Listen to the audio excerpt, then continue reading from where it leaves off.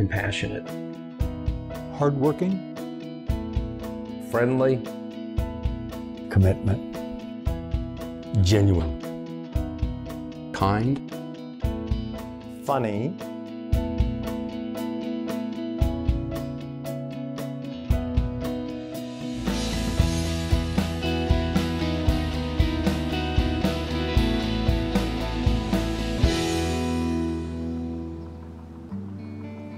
The name Fannin is synonymous with the state of Arizona, so he carried a legacy. The things I see in my dad the most that I saw in my grandfather are just his selflessness. I mean, his desire for public service.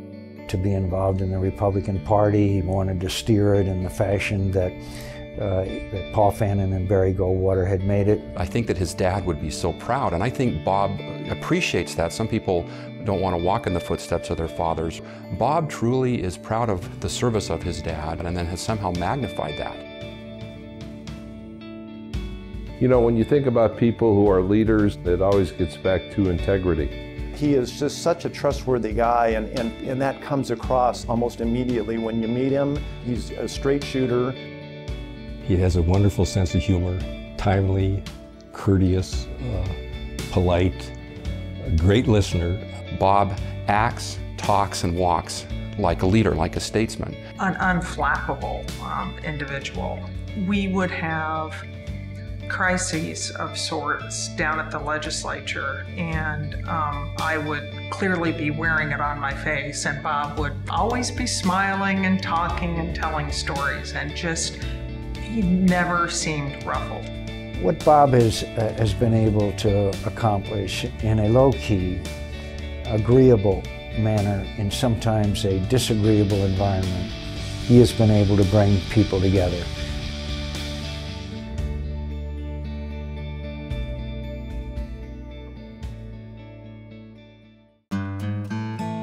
I first met Bob in probably 1951, and he was an extremely good junior golfer.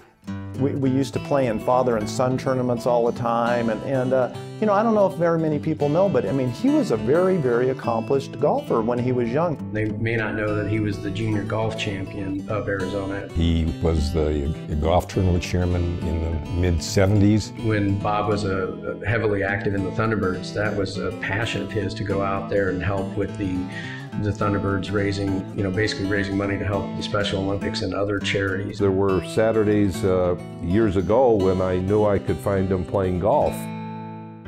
There are a lot of stories about Bob Fannin, none of which I could share with you. When I first asked for his father's endorsement when I was first running for Congress, Bob advised him not to get into a contested primary. Many years later, Bob told me he was really happy that his father didn't, for once, follow his advice.